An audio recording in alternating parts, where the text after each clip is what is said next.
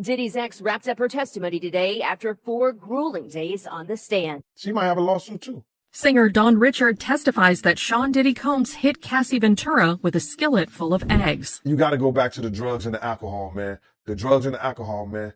And those things will make you do strange things. What does it take to silence a courtroom? Don Richard's testimony about Cassie's alleged abuse by Diddy left everyone speechless. Get ready for the bombshell revelations that pulled the curtain back on an unimaginable reality. Diddy's ex wrapped up her testimony today after 4 grueling days on the stand. The defense hit her hard during cross-examination, asking her about a stint in rehab for PTSD, a rape allegation, and asking her to read explicit text messages from over the past 15 years. Richard accused Combs of sexual harassment, gender discrimination, and a hostile work environment by being exposed to sex trafficking and sex acts. She also alleged that she was a victim of false imprisonment. In her suit, Richard stated she was seeking compensatory and punitive damages, as well as other costs for post-traumatic stress, anxiety, and emotional suffering, and financial losses she suffered as a result of Combs' alleged behavior. Combs has denied her allegations. His lawyer told E! News in September, Mr. Combs is shocked and disappointed by this lawsuit. Richard's testimony in Combs' ongoing trial comes 8 months after she accused the rapper in a lawsuit of subjecting her to years of inhumane working conditions, which included groping, assault, and false imprisonment.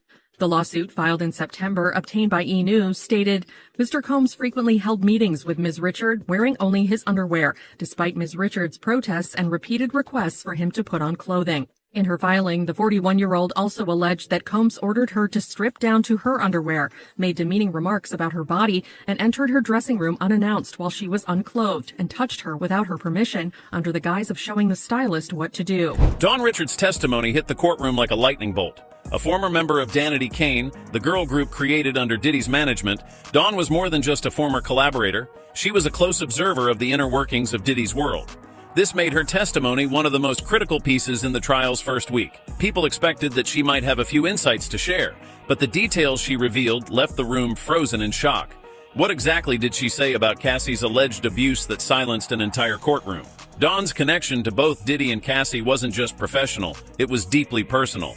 As part of Danity Kane, she worked closely with Diddy, meaning she interacted with him and the people in his orbit on a daily basis. Cassie, of course, was his longtime girlfriend, a relationship that many thought looked glamorous from the outside, but Dawn's testimony painted a much darker picture of what really went on behind closed doors. Her words added context to the years of whispers about abuse that had hovered around Diddy and Cassie's relationship. When it was Dawn's turn to take the stand, the courtroom's energy shifted immediately. She described moments where she allegedly witnessed Diddy's angry outbursts, leaving those around him walking on eggshells. According to her, these outbursts didn't spare Cassie, who often bore the brunt of his fury. Dawn was clear that her description wasn't based on rumors, but on things she personally experienced. She was there, watching it all unfold. Dawn spoke in detail about one specific incident that left the room in stunned silence. Without revealing any quotes, she described an argument where Diddy reportedly screamed at Cassie to the point where her physical reaction betrayed the emotional toll his words had taken. It wasn't just the yelling, though. It was the menacing tone and the way Diddy allegedly manipulated every situation so that Cassie would feel powerless to defend herself.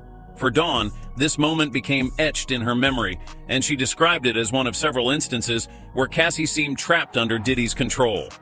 The weight of Dawn's testimony didn't just come from the events she described, but from the way it was delivered. Her voice reportedly carried traces of anger and sadness, as though she had been waiting for years to finally speak out. Legal analysts in the room reportedly said that first-hand accounts like hers can be a powerful tool in a trial. It's one thing to hear allegations in a general sense, but it's another thing entirely to have a witness recount specific events they observed. For the jury, this sort of testimony brings the allegations to life in a way that's hard to ignore. And Diddy's reaction? That was another story entirely. As Dawn spoke, reporters in the courtroom described his body language as defensive, almost as though he wasn't prepared for her to be so direct. He shifted in his seat, his expression darkened, and he reportedly leaned over to his legal team during her testimony. While he didn't interrupt, it was clear he wasn't happy with the picture Dawn was painting.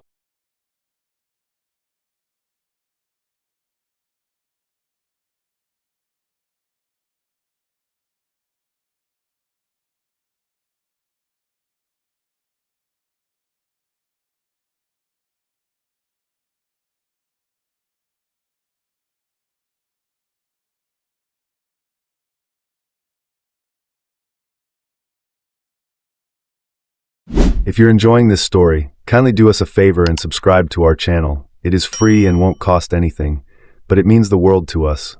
We're just a small channel trying to grow. Thank you, and back to the video. Painting, and for good reason.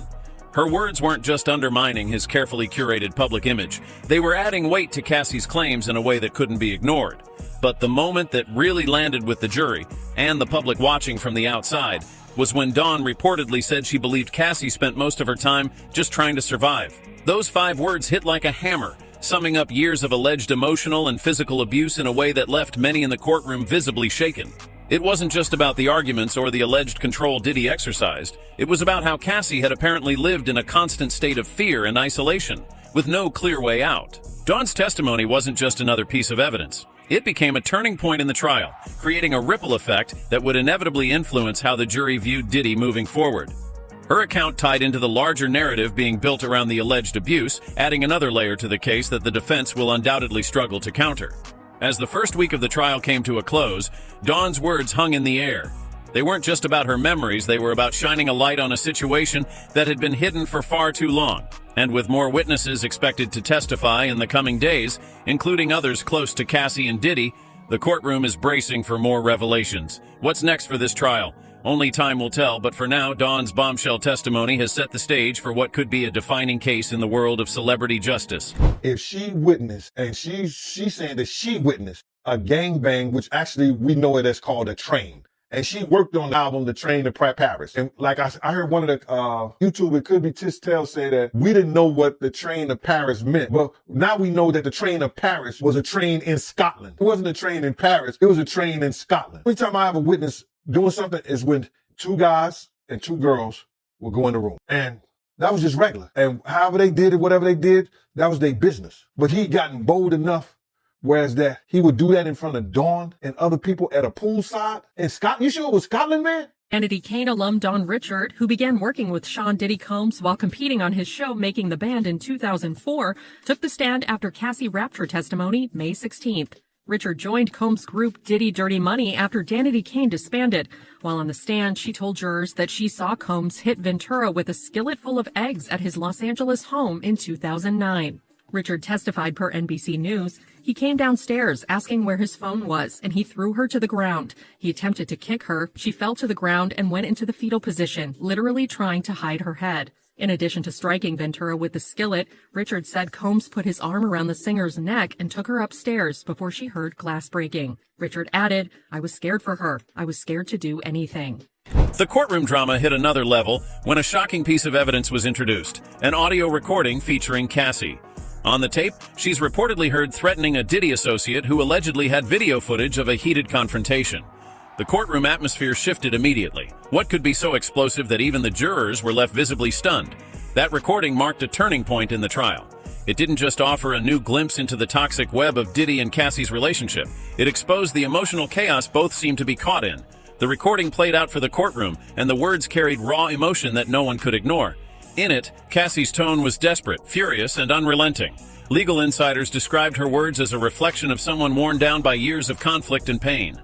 Her threats seemed more like the breaking point of someone who felt trapped rather than premeditation. It was that emotional rawness that gripped the room. Here's what we know about the tape. Cassie's voice is heard addressing a man believed to be a close Diddy associate. This man allegedly had recorded proof of a violent altercation between Cassie and Diddy. Cassie's voice quivers between rage and determination as she demands answers and makes threats to protect herself.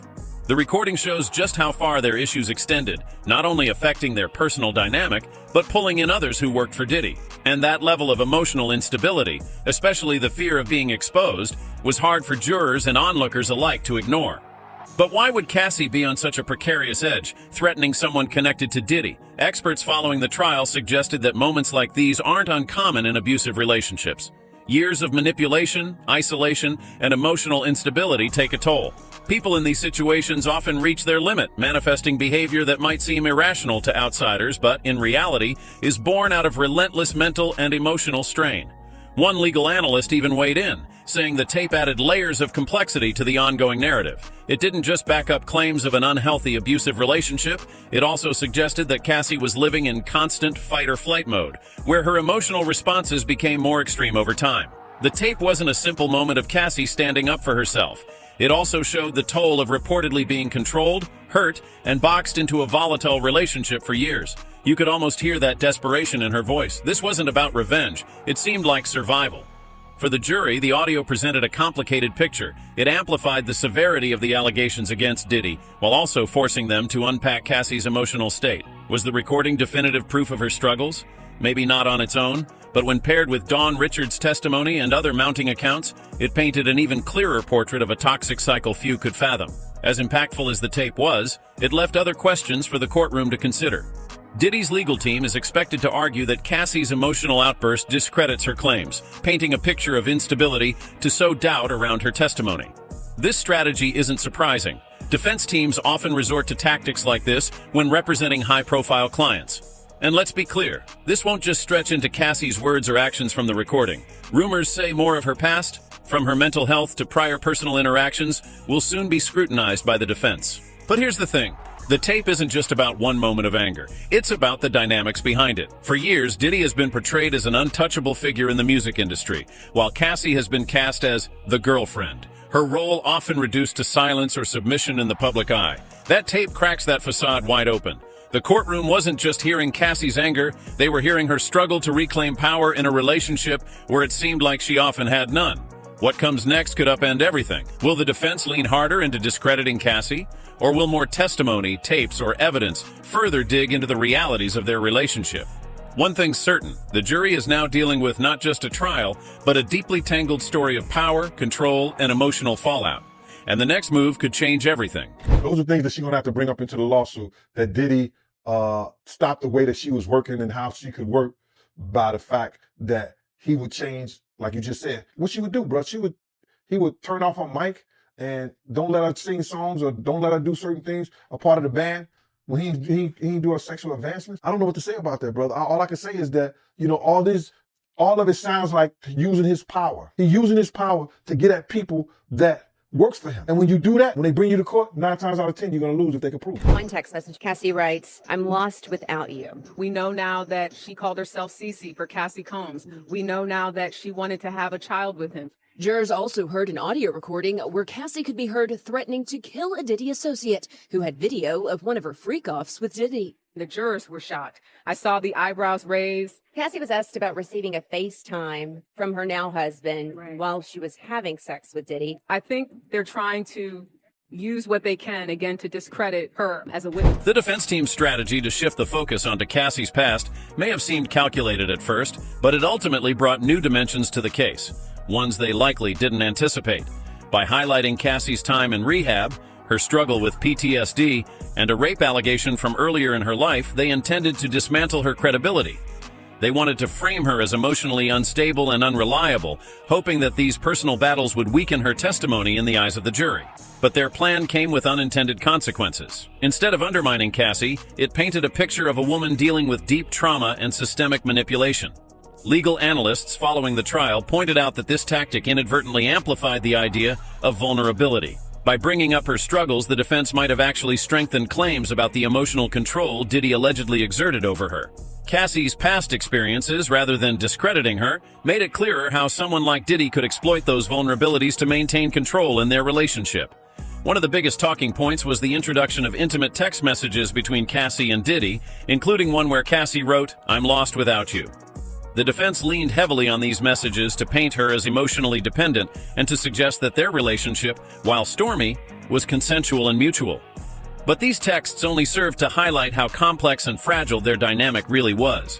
Experts have pointed out that trauma survivors often express attachment to their abusers, not because their suffering didn't exist, but because they've been manipulated into believing they have no alternative. The courtroom heard these texts alongside claims from the defense that Cassie's emotional state disqualified her ability to provide a clear, reliable account of what happened during her relationship with Diddy. Legal insiders said this approach often targets not only a person's testimony, but their entire character.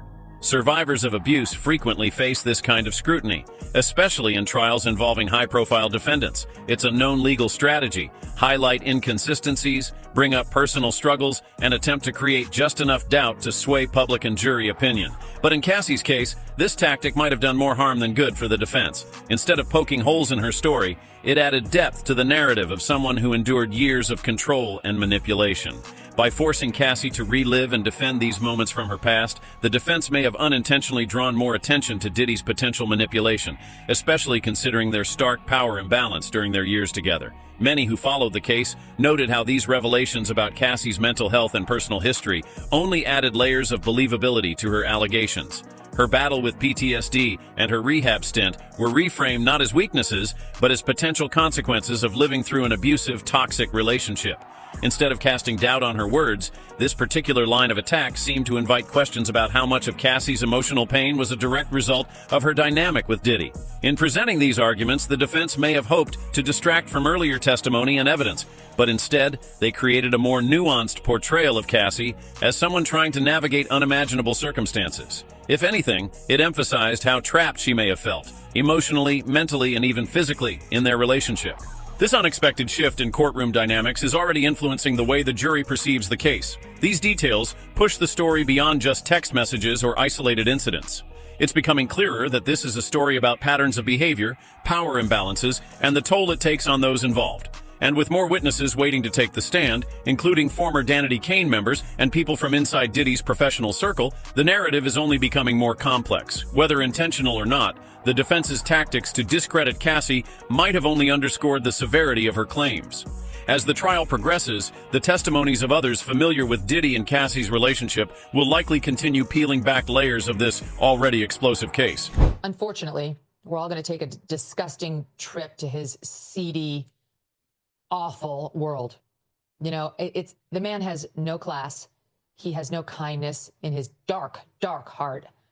And he's depraved. That's my opinion. This is a depraved, disgusting individual. The facts are the facts, the texts are the texts, and I think that the evidence will be clear. That Ventura had a choice and that she chose to participate in those sexual encounters. Where she is entertaining other people in the bedroom. He enjoyed having the freak-offs. She's being asked specifically about the drug use. She is clearly excited about a freak-off. Aubrey O'Day is the next name making waves in this already explosive trial.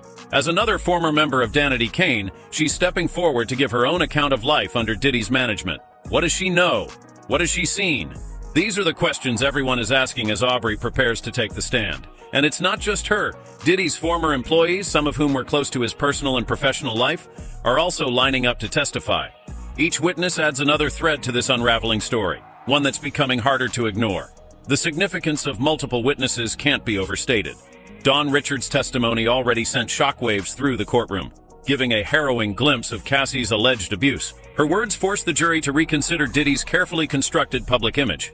Now, with Aubrey expected to speak, the patterns of control and toxicity that are being alleged might become even more detailed. She brings a unique perspective, having first-hand experience working with Diddy during Danity Kane's peak and, likely, seeing what went on behind the scenes. That's what this trial is building toward. Not isolated incidents, but a potential pattern of behavior. Aubrey's testimony feels especially crucial because of her history of being outspoken about the challenges of working under Diddy. Over the years, she's been vocal in interviews about his tough management style and high-pressure environment. While she hasn't directly accused him of abuse in the past, her willingness to speak out makes her testimony something to watch closely. If she corroborates any of the claims made by Cassie and Dawn, it could paint a compelling picture of consistent behavior that spans years. This is exactly what legal experts say makes multiple testimonies so powerful. They create a chain of stories that are harder to dismiss or discredit. Dawn's testimony, for example, detailed instances where she saw Cassie allegedly subjected to Diddy's outbursts and manipulation. She described moments that left Cassie visibly shaken, and she emphasized how the pressure and control seemed ever present in their relationship. Those details alone made an enormous impact.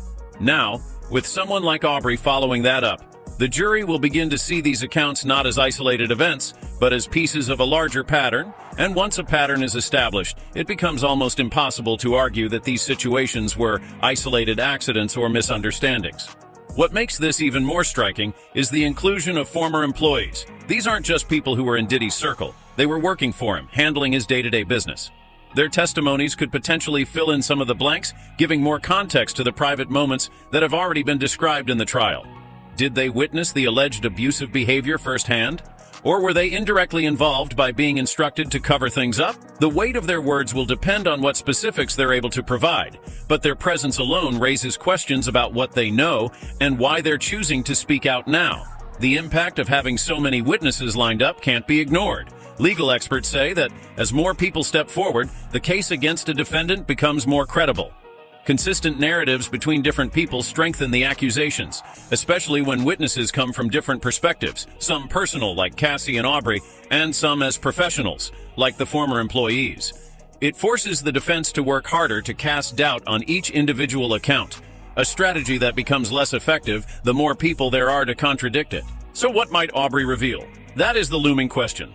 Will her testimony be the next bombshell moment in a trial already full of them? Some speculate she may bring up professional dynamics that mirror the personal control alleged by Cassie, suggesting that Diddy's behavior wasn't bound to private relationships but extended into his professional dealings. If true, this could further solidify the picture being painted by the prosecution, a picture of a man who thrived on control and intimidation. The growing number of witnesses also adds urgency to the trial. It's no longer just about one person's word against another. It's about creating an overwhelming narrative backed by multiple accounts. This puts significant pressure on Diddy, who has already faced intense scrutiny during the first week of the trial. And with every new person stepping forward, the question lingers. What will they say? And how will it shift the scales of this case? Aubrey O'Day and the others have the potential to turn an already complicated trial into something much bigger. Only time will reveal what happens when they testify. The first week of the trial was nothing short of a spectacle, and Diddy's reactions throughout it all became a key focal point. Seated at the defendant's table, he tried to maintain the composed, powerful demeanor the public has come to associate with him. But as the trial unfolded, the cracks began to show. In a courtroom overflowing with tension, every movement, every glance, and every shift in his expression was scrutinized, not just by the jury, but by everyone present.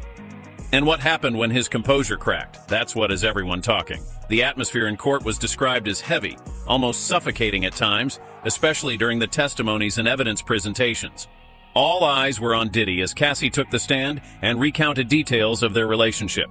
She spoke about moments of alleged control and abuse, and paired with Don Richards' haunting testimony, the accusations became much harder to brush aside. Diddy, who had appeared stoic at the trial start, became noticeably uneasy during the more intense testimonies. Observers picked up on the ways he squirmed in his seat as Cassie spoke, the tension in his jaw tightening as her words painted an unflattering portrait of a man who once seemed untouchable. As the defense cross-examined Cassie, Diddy seemed to regain some confidence. The lines of questioning, targeting her past struggles with PTSD and rehab, may have appeared to bolster his case. But observers noted that while Diddy often whispered to his defense attorneys during these moments, his demeanor changed entirely when explicit texts and audio clips were presented. His calm exterior would briefly falter, his eyes narrowing, his posture stiffening. The evidence seemed to carry weight in the room, not just for the jury, but for him as well. The jury's own reactions to the evidence, notably raised eyebrows during the playback of the explosive audio recording, shifted the dynamic in the courtroom entirely. This was no longer about public perception. This was about real people weighing the gravity of Cassie's allegations against Diddy. Historically, celebrities in high-profile cases often rely on a controlled image to influence the court of public opinion.